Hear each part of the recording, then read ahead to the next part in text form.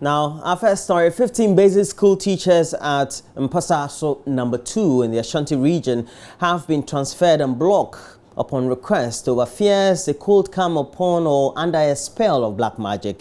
It follows alleged persistent discovery of blood stains in the classrooms of the local RC primary and junior high schools.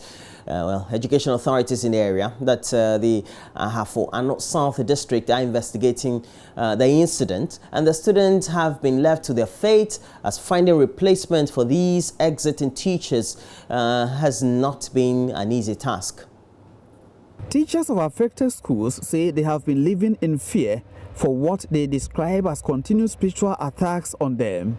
At least on 4 occasions in recent times, strange items including crushed eggs believed to be for rituals by unidentified persons have been found in classrooms. The items, according to the teachers, are placed either on the teacher's chair or table. They also claim of what they identify as Arabic inscriptions in blood are boldly displayed on the whiteboard and walls of the classrooms. Attempts by authorities to find an antidote to what has become known as spiritual battle have proved futile. One of the teachers tells Insure News the transfer is inevitable because their lives are in danger. His voice has been muffled. Some unknown persons come to our classrooms to use blood to write Arabic content on our boards and the walls. And this continued for quite a very long time. And so we felt that our lives may be in danger. So we decided to seek for transfer because the environment became hostile to us, especially when we raised the issue of the blood stains we see in our classrooms. Anytime we come from public holidays, we see these stains on our walls. And it's a threat to our lives because we don't know who might be after us. And so we thought it wise to seek transfer to somewhere else. Officials at the Ahafo South District Education Directorate appeal for calm as they take steps to replace the transferred teachers pending investigation into the matter. Francis Osei-Brenya is spokesperson. We're still on that to find who caused the whole thing. It was a problem that if we don't uproot it, from there we don't know where problem will go. I'm showing them that they should be calm. They shouldn't react on unnecessary things irrationally, because sometimes when it happens like this, we don't actually get the true picture of what is happening, and we always attack the wrong side. President John Mahama has handed over 500 buses to some selected educational institutions. President Mahama says the act is part of government's effort at improving the quality of education in the country. The president gave out the buses at a short ceremony here in Accra on Tuesday at the start of his Accounting to the People tour of the Greater Accra region. The provision of these vehicles, therefore, will enhance the efficient, effective delivery of quality education in this country. I'm today handing over a total of 500 vehicles made up of 100 Nissan Navara pickups, 100 Mahindra pickups, 200 33-seater buses, and 100 66-seater buses.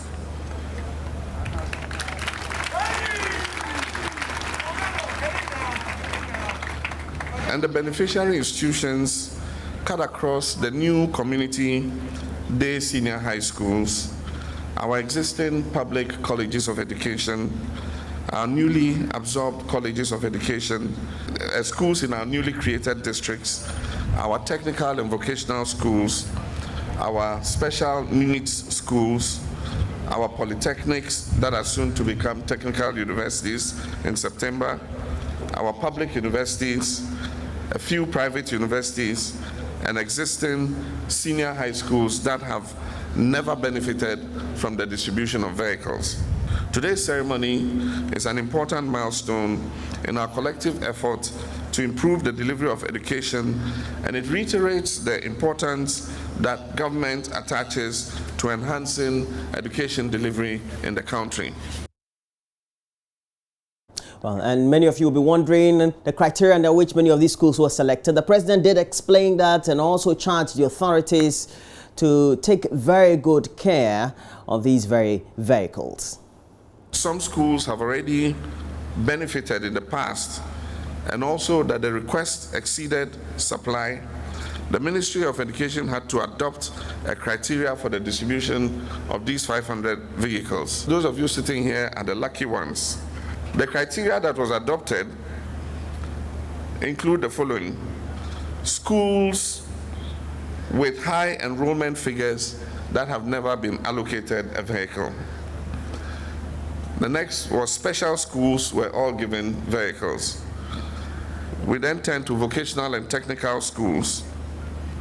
And then we looked at underserved schools and schools in remote areas, hard to reach areas. We also looked at deprived and needy schools.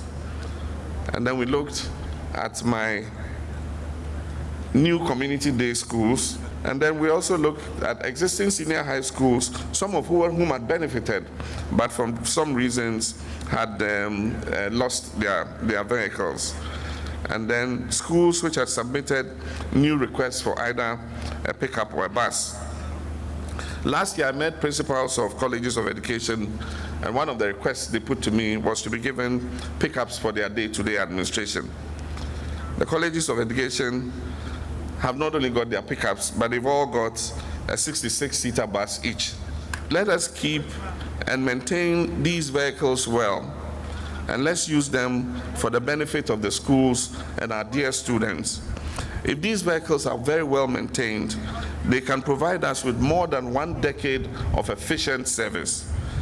And as the Minister of Education said, we're not coming around to you anytime soon, and so you better take care of these, your vehicles. We have to move on to some other subjects, and the flag bearer of the New Patriotic Party, Nana Addo Dankwa Akufo-Addo, has promised to reinstate allowances for teacher and trainee college institutions in the country if voted as president in the November polls. The twice defeated flag bearer made a promise at the Nursing and Midwifery School at Kolibu here in Accra when he said the party, as it resumes its grassroots campaign in the Ablekuma South constituency, will also extend that very campaign to other areas. He also promised to end corruption and patrolling when he addressed the fisher folk of Choko, predominantly fishing community here in Accra. A decent educational system and a decent healthcare system. That is the foundation of any decent country. We are going to build a decent healthcare system here in Ghana. And what does it mean? Those of you who are studying to be health professionals, we have a duty to look after you. And that is why in Kufuor's time, when we did not have oil, he was able to pay teacher training allowances and nurses training allowances. Mahama with oil has cancelled these allowances. I am saying to you, God willing, I win in December or November. Teacher training allowances are coming back. So then we go to this situation.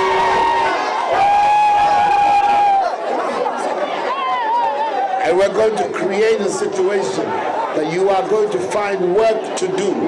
The country needs all of you to be working, not sitting at home for 3, 4, 5 years, but to be working and putting your talents to use for the benefit of the society.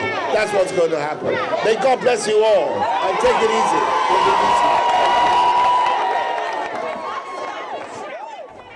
And the Monitoring and Evaluation Director of the NPP, Lord Kome, who was on the campaign trail, also expressed confidence about the party's chances going to the November polls. Speaking to Joy News, the former national organizer of the party said there's a genuine feeling for change among the Ghanaian electorate, and the NPP is the only credible alternative that has what it takes to rule the country.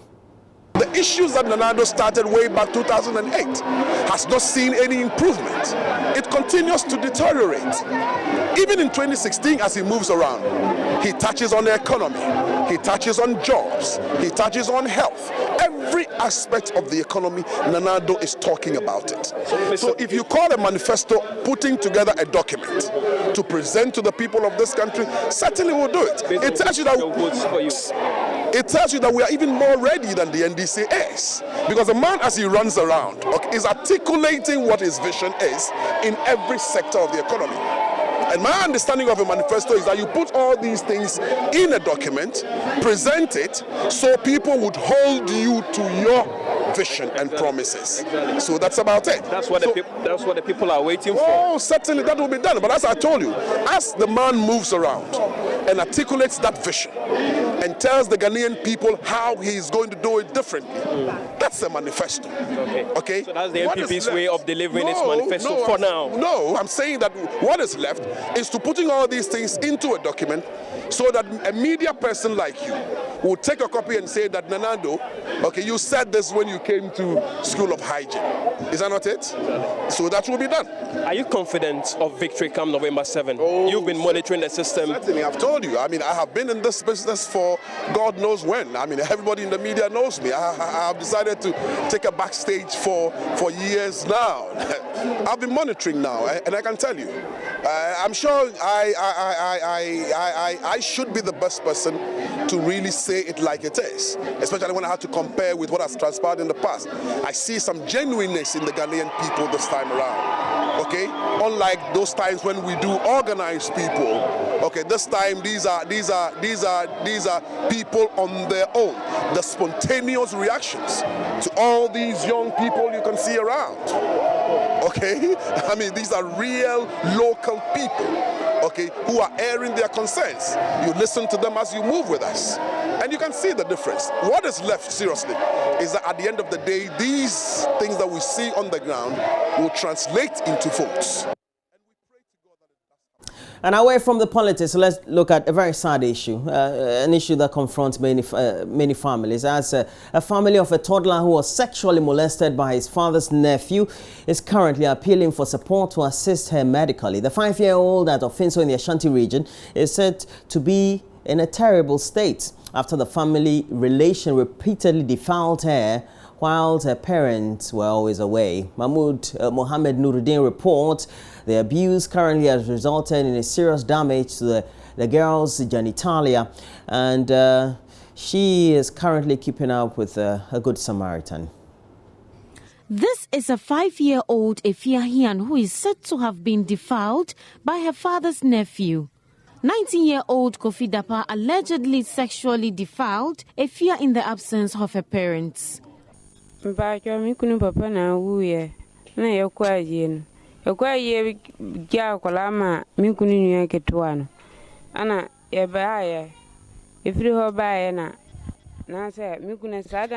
for my father-in-law's funeral and left her in the care of my husband's nephew.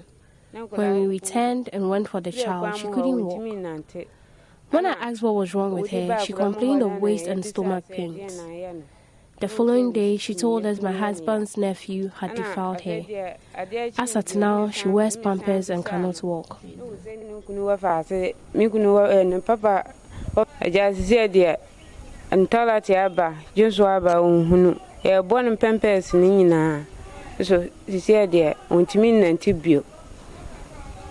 Kofi allegedly penetrated the little girl on many occasions.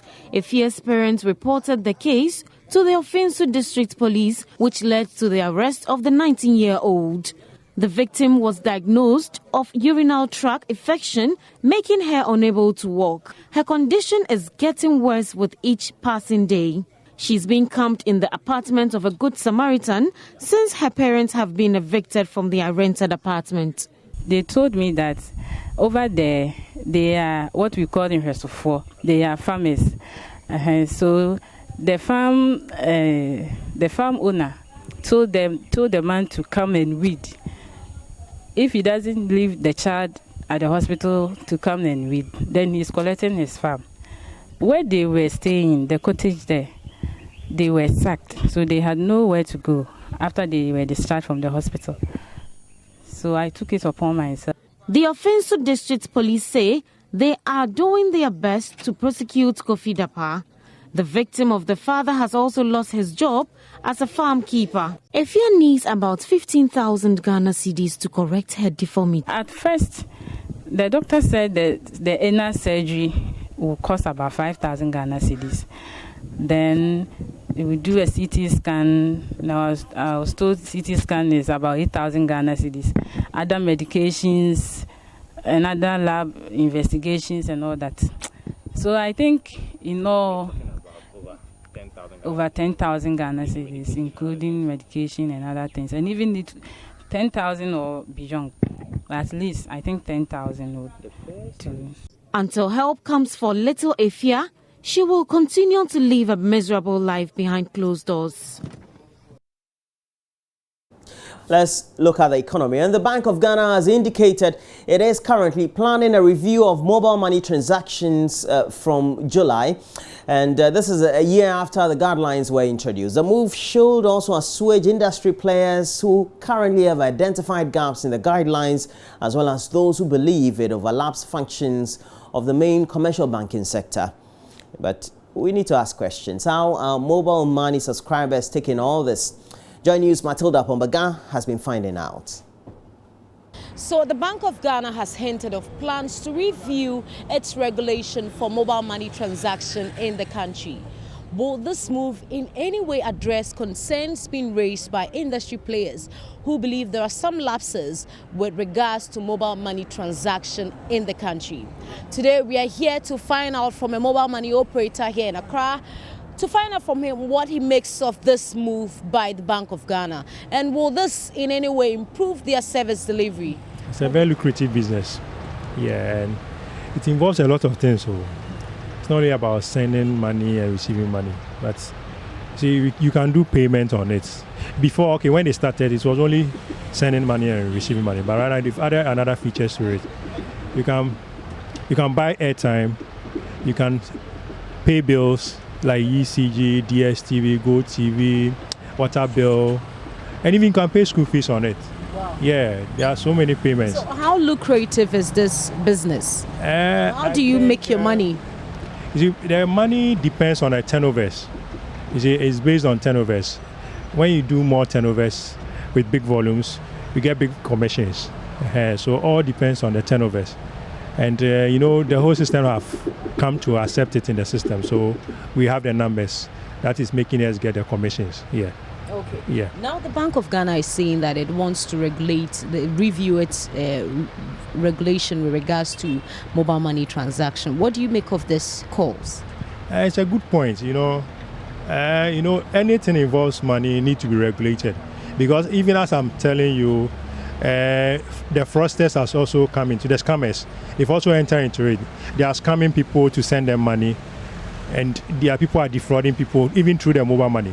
So if Bank of Ghana comes in with regulations, it will also help and reduce these scammers and other things. Yeah, that's another area. But all depends on, they need to look at it very well. You see, they shouldn't wave it out so much or neglect the bank so much. They should work in hand with them, because it will help the whole entire society. Yeah. The business we are doing, you see, it's more like we are doing money laundering. You see, so these things they need to know where the money is coming from, where it is going, is the parties involved of the money. So I think that is why they need the regulation to go on. You see, the moment money is dropped in the account, you can't monitor the money. So it's better there is a way of getting to know who is dropping the money, so that they know, I don't want to be so open, but let's say we have barons in the system who comes out with monies that are not so genuine. But the moment they drop it in the account, you can't trace the money. You see, so that is why I think they want to regulate, so that they know where the sources of monies are coming from. I think that is where their interest is more on it. And I think they also want the telecos to give their customers interest on their money, because the banks are paying interest on monies that they take from customers. So I think as the telecos is doing the same thing, then interest also needs to be done. So that's why they want to impose this regulation, so that they see to it that there's a fair deal in the system. But is this a welcoming news for people who have become heavily reliant on mobile money transaction? It's a very simple way of transmitting money to people who are a little bit ignorant.